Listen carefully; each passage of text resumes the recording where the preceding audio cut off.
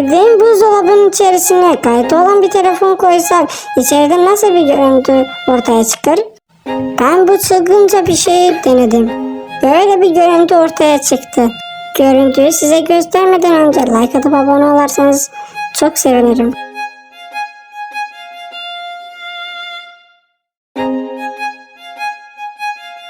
Ve o görüntü.